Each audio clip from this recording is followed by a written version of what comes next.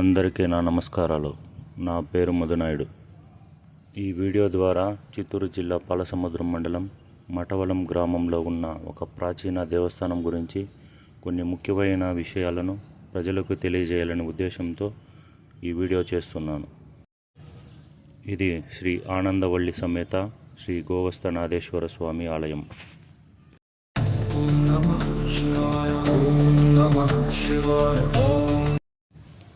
ఈ ఆలయానికి సంబంధించిన చరిత్ర, అభివృద్ధి పనుల వివరాలు మరియు ప్రస్తుతం ఉన్న పరిస్థితి గురించి ఈ వీడియోలో సరళంగా వివరించబోతున్నాను.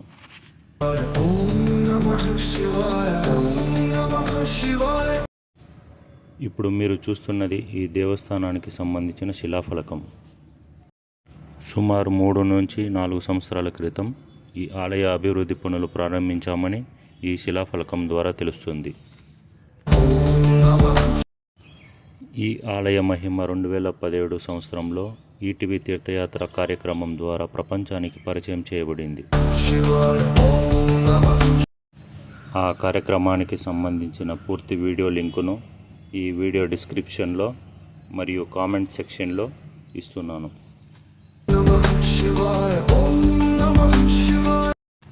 ఆ వీడియోను కూడా చూసి అప్పటి దేవస్థానం ఎలా ఉందో మీరు స్వయంగా గమనించండి. అప్పుడు ఉన్న దేవస్థానం, ఇప్పటి దేవస్థానం, ఈ రెండింటి మధ్య తేడా స్పష్టంగా కనిపిస్తుంది. రాజగోపురం మీదే మొక్కలు మొలుస్తున్నాయి.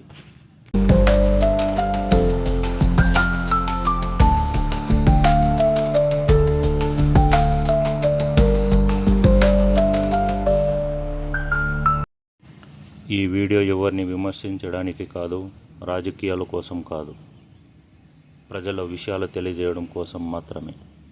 ఈ దేవస్థానానికి మళ్ళీ గుర్తింపు రావాలి అంటే సంబంధిత అధికారుల దృష్టికి ఈ విషయం చేరాలి.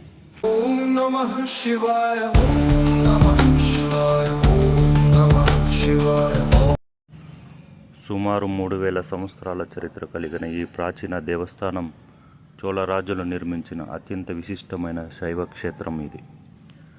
ఆ కాలంలో శిల్పకళ, భక్తి, సాంప్రదాయం అన్నీ కలిసి ఈ ఆలయాన్ని ఒక మహాక్షేత్రంగా నిలబెట్టాయి. తరువాత కాలంలో విజయనగరం సామ్రాజ్యాధిపతి శ్రీ కృష్ణదేవరాయలు ఈ దేవస్థానాన్ని దర్శించి దీని ప్రాముఖ్యతను గుర్తించి అభివృద్ధి చేశారు. అంటే ఈ ఆలయం ఒక రాజవంశానికి కాదు, యుగ యుగాల భక్తికి సాక్ష్యం. చోళుల కాలంలో వెలిసిన ఆలయం, కృష్ణదేవరాయల కాలంలో అభివృద్ధి చెందిన ఆలయం. అలాంటి దేవస్థానం ఈ రోజున అభివృద్ధి జరుగుతుంది అనే పేరుతో ఎందుకు మరుగున పడిపోతూ ఉంది? అభివృద్ధి అంటే దేవస్థానం వెలుగులోకి రావాలి. కానీ ఇక్కడ అభివృద్ధి పేరుతోనే ఈ ఆలయం చీకట్లోకి వెళ్ళిపోతుందా? వేల సంవత్సరాలు కాలాన్ని ఎదుర్కొన్న ఈ దేవస్థానం ఈ తరం నిర్లక్ష్యానికి ఎదుర్కోలేకపోతుందా? ఇదే ప్రశ్న, ఇదే బాధ, ఇదే ఈ వీడియో ఉద్దేశం.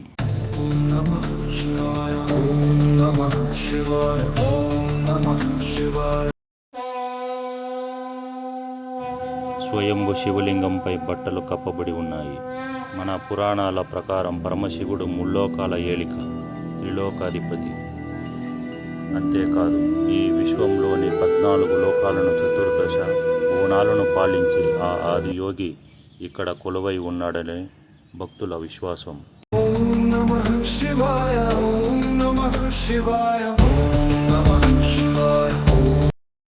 అలాంటి పరమేశ్వరుడు ఆలయం ఇలా మరుగున పడిపోవడం భక్తులకి చాలా బాధ కలిగిస్తోంది. ఎదురుగా నంది తన ప్రభువైన శివుణ్ణి చూడాలని దీనంగా చూస్తూ అలాగే నిలిచిపోయినట్టుగా అనిపిస్తుంది. ఇలాంటి ప్రాచీన దేవస్థానం ఈ ప్రాంతంలో 20 కిలోమీటర్ల పరిధిలో కూడా మరొకటి లేదని స్థానికులు చెబుతున్నారు. అందుకే ఈ దేవస్థానం ప్రాముఖ్యత ఇంకా ఎక్కువ. ఇంకా కొన్ని రోజులు గడిచితే ఇక్కడ ఒక దేవస్థానం ఉందనే విషయమే మర్చిపోతారేమో అనే ఆందోళన భక్తుల్లో ఉంది.